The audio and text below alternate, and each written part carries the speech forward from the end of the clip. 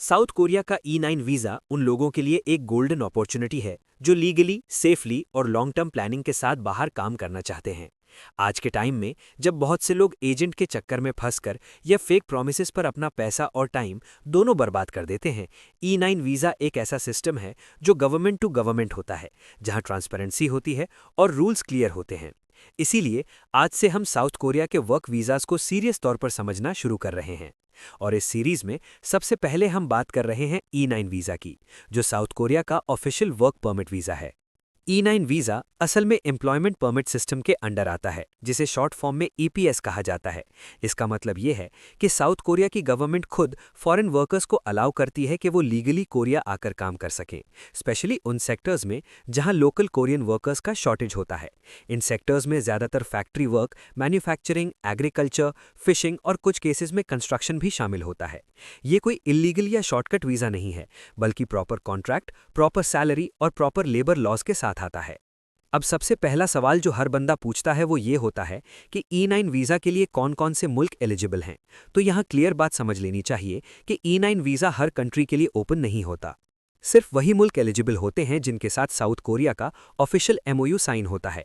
पाकिस्तान भी in eligible countries में शामिल है और पाकिस्तान से हर साल हज़ारों लोग लीगली E9 वीज़ा के जरिए साउथ कोरिया आते हैं।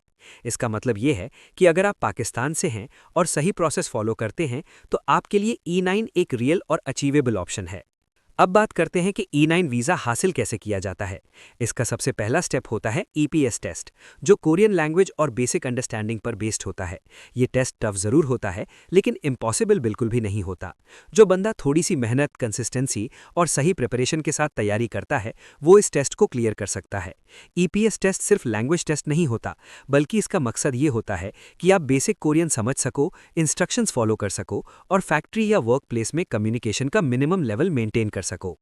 एज लिमिट की बात करें तो आमतौर पर E9 वीज़ा के लिए एज 18 से स्टार्ट होती है और मैक्सिमम एज ज़्यादातर 39 या 40 साल तक होती है, लेकिन ये हर साल थोड़ा चेंज हो सकता है, इसीलिए हमेशा ऑफिशियल अनाउंसमेंट चेक करना ज़रूरी होता है। एजुकेशन रिक्वायरमेंट बहुत ज़्यादा हाई नहीं होती। ज़्यादातर केसेस में मैट्रिक या मिडिल पास भी एलिजिबल होता है, लेकिन प्रायोरिटी उन लोगों को मिलती है जिनके पास थोड़ा सा प्रैक्टिकल एक्सपीरियंस हो या जो फिजिकली फिट और मेडिकली क्लियर हों। टोटल कॉस्ट के हवाले से एक बहुत इंपॉर्टेंट बात समझना ज़रूरी है। E9 वीज़ा का प्रोसेस गवर्नमेंट कंट्रोल्ड होता है, इसीलिए इसमें कोई हैवी एजेंट फीस या इलीगल पेमेंट शामिल नहीं होती। ओवरऑल कॉस्ट नॉर्मली मैनेजेबल होती है, जिसमें टेस्ट फ़ी, मेडिकल, डॉक्यूमेंटेशन और टिकट वगैरह शामिल होते हैं। अगर कोई आपसे लाखों रुपए एडवांस में मांग रहा है और गारंटी दे रहा है, तो समझ लें कि वो प्रोसेस गलत है। E9 वीज़ा में कोई डायरेक्ट गारंटी नहीं होती, सिर्फ मेरिट और सिस्टम होता है। अब सैलरी और ड्यूटी टाइमिंग पर आते हैं, जो सबसे ज़्यादा इंटरेस्ट का टॉपिक होता है। साउथ कोरिया में मिनिमम वेज स्ट्रांग है और लीगली प्रोटेक्टेड है। E9 वर्कर्स को भी वही मिनिमम वेज मिलती है जो कोरियन वर्कर्स को मिलती है।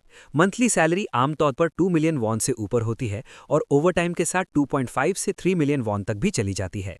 ड्यूटी टाइमिंग लीगली 8 घंटे पर डे और 40 आवर्स पर वीक होती है, लेकिन फैक्ट्रीज में ओवरटाइम कॉमन होता है और उसका एक्स्ट्रा पे अलग से मिलता है। नाइट शिफ्ट या वीकेंड वर्क पर भी अलाउंस मिलता है, जो इनकम को काफ़ी इंप्रूव कर देता है। E9 वीज़ा का एक और स्ट्रॉन्ग पॉइंट ये है कि यहाँ सैलरी टाइम पर मिलती है, कोई डिले नहीं होता और लेबर लॉज वर्कर के फेवर में होते हैं।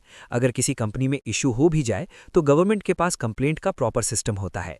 ये चीज़ बहुत से लोग तब रियलाइज़ करते हैं जब वो कोरिया आकर देखते हैं कि सिस्टम असल में कितना स्ट्रॉन्ग है।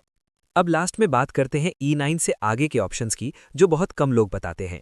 E9 वीज़ा सिर्फ एक टेम्परेरी काम का वीज़ा होता है, लेकिन अगर आप डिसिप्लिन, गुड रिकॉर्ड और एक्सपीरियंस मेंटेन करते हैं तो आगे चलकर वीज़ा एक्सटेंशन, इंडस्ट्री चेंज और कुछ केसेस में लॉन्ग टर्म ऑप्शंस भी ओपन हो सकते हैं।